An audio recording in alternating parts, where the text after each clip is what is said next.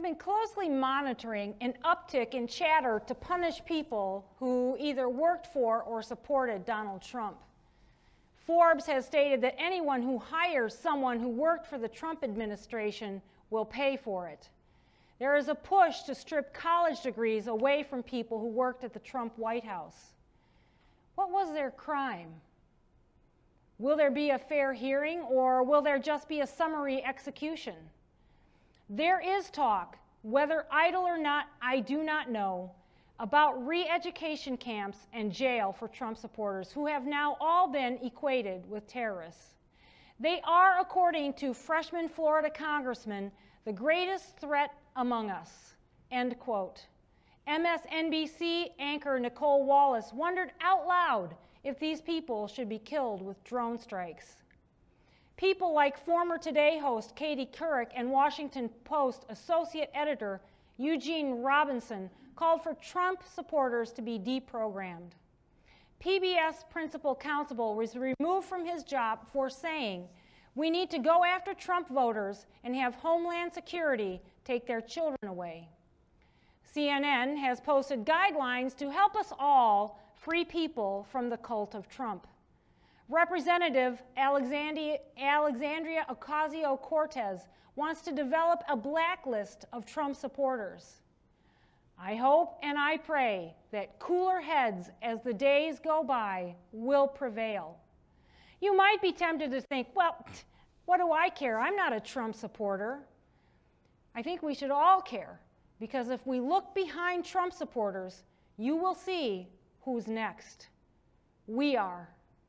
A group backed by 3 congressmen sent a 28-page document to the Biden transition team asking him to strip the First Amendment rights away from Christians who advocate traditional biblical positions on abortion, marriage, education, and the nuclear family. I do pray that this will all blow over. But here's one reason out of many I can't just ignore what is being said.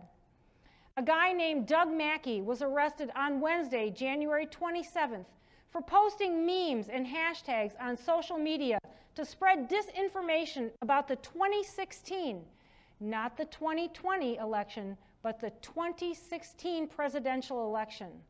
This disinformation included memes of Hillary Clinton wearing a MAGA hat. In plain English, Mackey could face 10 years in federal prison for hurting the wrong people's feelings. At what point do we, no matter who we voted for, stand up and say, that's enough? It's time to stop this craziness. If we don't stand up and speak for our fellow Americans, this is just the beginning. History tells us that stuff like this never stops on its own. If you think tyrants are going to stop when they get down to you, read up on the rise of Hitler, Pol Pot, Mao Zedong, and Che Guevara. Other countries are actually begging America to stop. They're saying, please, this is insane. You've got to stop. Sebastian Kalata, who sits on the Parliament of Poland, has been appearing on American television warning about what happened to Poland when this kind of stuff started happening in their country. Just to nutshell it, they suffered, and they suffered big. Martin Niemöller was a German Lutheran pastor, and he knew that this kind of stuff won't stop. It can't stop. He wrote a post-war confession after World War II about the cowardice of the German people, the clergy, and the intellectuals who didn't utter a peep when Hitler targeted one group of people after another. With every new group targeted, there was deafening silence from the people, and they knew, oh yes, they knew good and well what was going on. Pastor Niemöller confessed that he too had kept silent when he should have opened his mouth. He wrote this, "First they came for the socialists, and I didn't speak out because I wasn't a socialist. Then they came for the trade unionists, but I didn't speak out because I wasn't a trade unionist. Then they came for the Jews, and I didn't speak out because I was not a Jew. Then they came for me, and there was no one left to speak for me. Niemöller, interestingly, initially supported Adolf Hitler because Hitler was against communism, and so was Niemöller. But when Hitler showed his fangs, Niemöller changed his mind. He became the leader of a group of clergymen who opposed Hitler. And then in 1937, he was arrested and confined. He was released in 1945 by the Allies. He was the leading voice of repentance and reconciliation for the German people after the war. Niemöller wrote this: "The people who were put in the camps then were communists. We knew it. It was printed in the newspapers. Who raised their voice? The confessing church thought, communist, those opponents of religion, those enemies of Christians. Should I be my brother's keeper? Then they got rid of the sick, the so-called incurables. A person who claimed to be a Christian said, perhaps it's right, these incurably sick people. They cost the state money. They are a burden to themselves and others. Isn't it best for all concerned if they are taken out? Only then did the church take note. Then we started talking until our voices were once again silenced in public. The persecution of the Jews, the way we treated the occupied countries, or the things in Greece, in Poland, in Czechoslovakia, or in Holland, these things were written in the newspapers. We, the confessing church, Christians, have every reason to say mea culpa, which means I'm guilty. We can talk ourselves out of it with the excuse that it would have cost me my head if I had spoken out. But we preferred to keep silent. We are certainly not without guilt. And I ask myself again and again, what would have happened if, in the year 1933 or 1934, if 14,000 Protestant pastors had defended the truth until their deaths? If we had said back then, it is not right when Hermann Göring simply puts 100,000 communists in concentration camps in order to let them die, I can imagine that perhaps 30 to 40,000 Protestant Christians would have had their heads cut off. But I can also imagine that we would have rescued 30 to 40 million people. Niemöller suggested that pastors could have stopped the Nazis. Yes, it would have cost many of them their lives, but they should have done it anyway. I absolutely agree with Niemöller. Pastors, in my opinion, bear a lot of guilt today. I was listening to a podcast where the speaker said, a pastor is supposed to trap the wolves and protect the sheep. What we've got now in our country is what they had in Nazi Germany. A bunch of feckless pastors who are feeding the wolves sausages and leaving the sheep to fend for themselves. They know the sheep are never going to bite them, so they cater to the wolves, thinking, we won't get bit this way. Yes, you will. You're going to get bit because the wolf always bites, every time. Far too many people, pastors included, think, just keep my head down, just mind my own business, and this will all go away. Biblically speaking, this is a sin of omission. What we don't do is just as important as what we do. When we know we should do something and we fail to do it, that's a sin. Remaining silent and inactive about wrongs going on around us when we could have made the difference is simply not right. We are called to be proactive in promoting that which is good and resisting that which is evil. Another anti-Nazi hero, Dietrich Bonhoeffer, said, silence in the face of evil is itself evil. God will not hold us guiltless. Not to speak is to speak. Not to act is to act. Your neighbor is beating his wife, and you can hear his fists landing on her body. You can hear the cries coming through their walls, through yours. You see her the next day, and you can see that black eye, and you can see that bloody lip. Do you have any responsibility to say something against what has been happening next door? You bet your sweet bippy you do.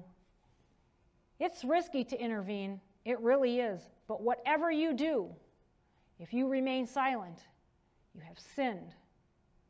Eventually, You may have the woman's blood on your hands if her husband manages to beat her to death. There's a little kid playing in front of Walmart. His mother is nowhere to be seen. You see a hypodermic needle left over from people shooting up during the night. Well, the kid sees it too, and he makes a beeline right toward it. He thinks, this is going to make a great toy. What are you supposed to do? I know what a lot of people do. They just keep going to their car, pretending they don't see it. After all, I have so many groceries. They're so heavy, I have to get them in the car. Who's in charge of this kid? His parents. I don't have to do anything. I hate to disagree, but yes, you do. Yes, you do. You must go over, and you must take the needle away from that kid and put it in the garbage. You must. We have a role to play in almost every situation that arises in our presence. Granted, sometimes that role is just to be an observer. It's an act of suicide to get in the middle of a minor disagreement between a husband and a wife, or a parent who is correctly disciplining their child. But there are times when we've got to stop observing and intervene. Jesus often intervened on the behalf of those who were not in the position to speak for themselves. Catholic legend tells us that her name was Susanna. Susanna, it is said, was betrothed to an old goat by the name of Manasseh. She had begun a flirtatious relationship with a younger man, and things went too far. Before she knew it, they were caught in flagrante. Susanna was grabbed up and taken to the temple courts to face public humiliation and punishment for adultery.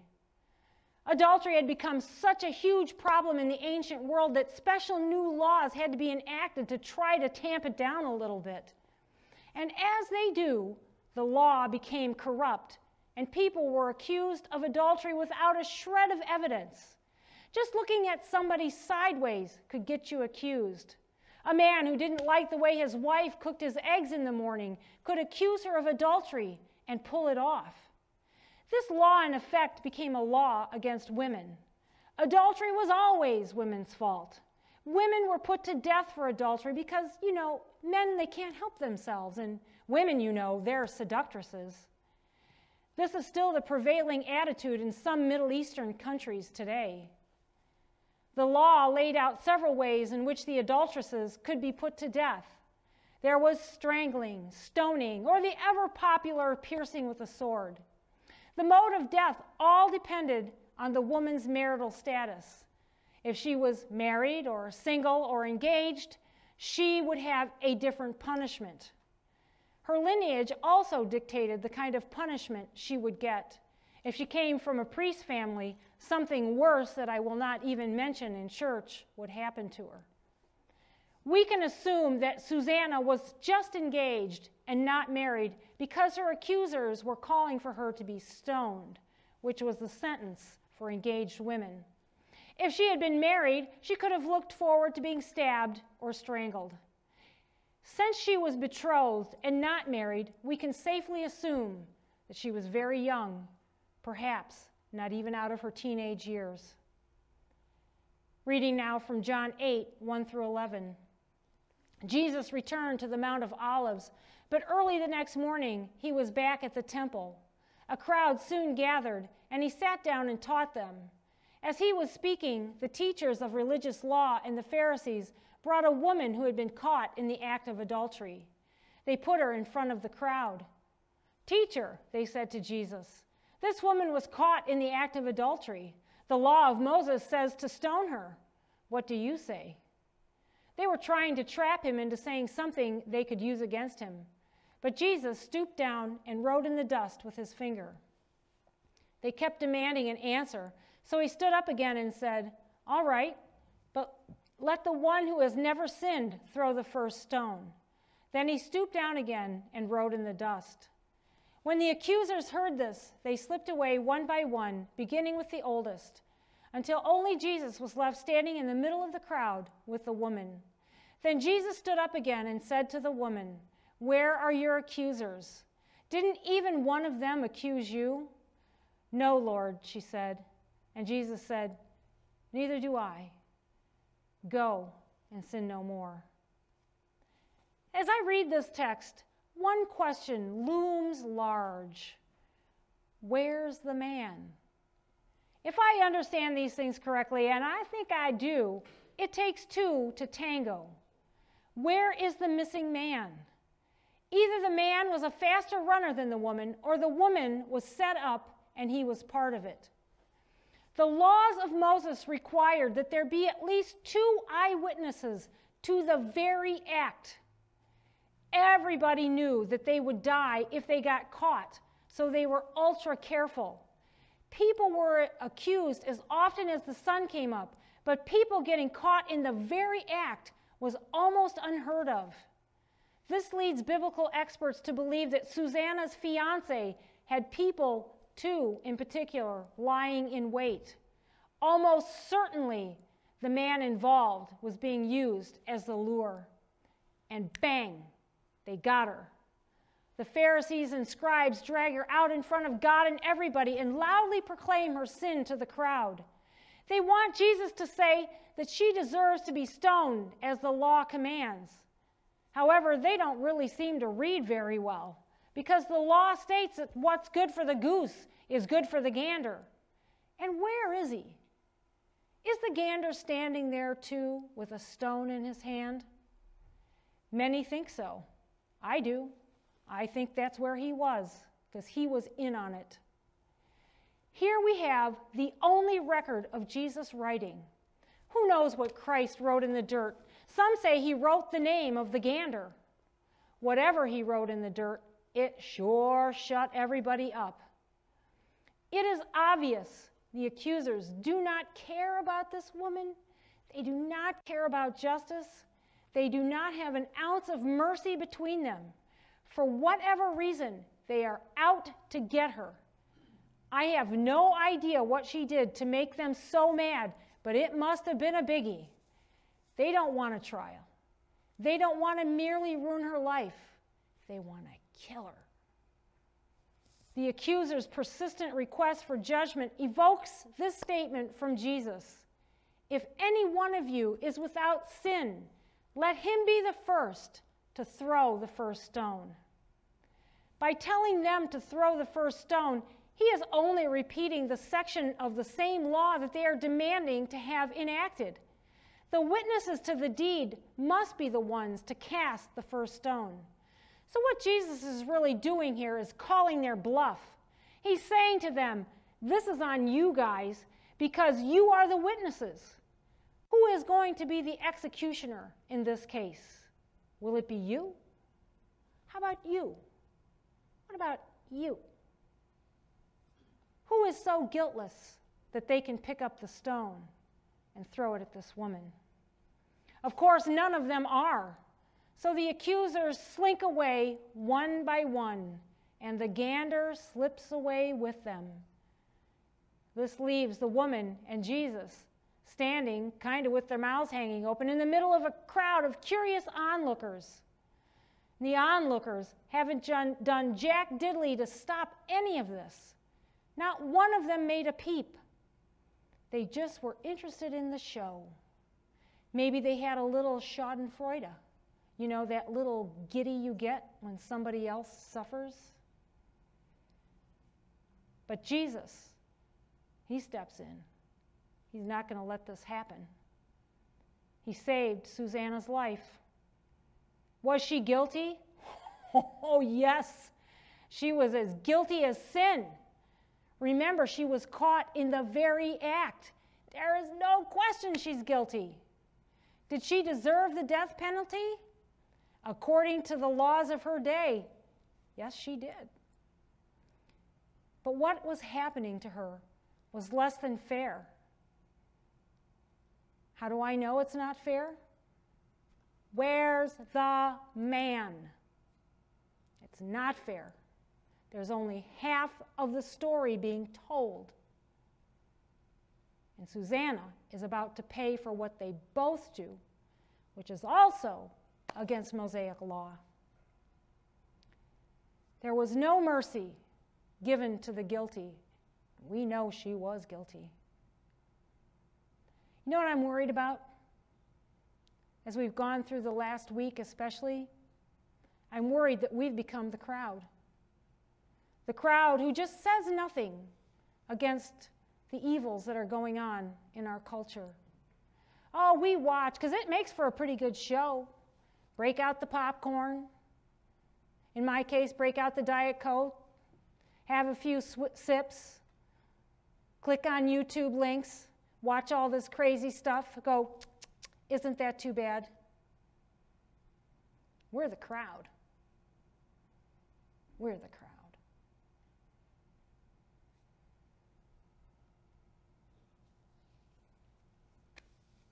We got to step out of the crowd. And we've got to be like Jesus.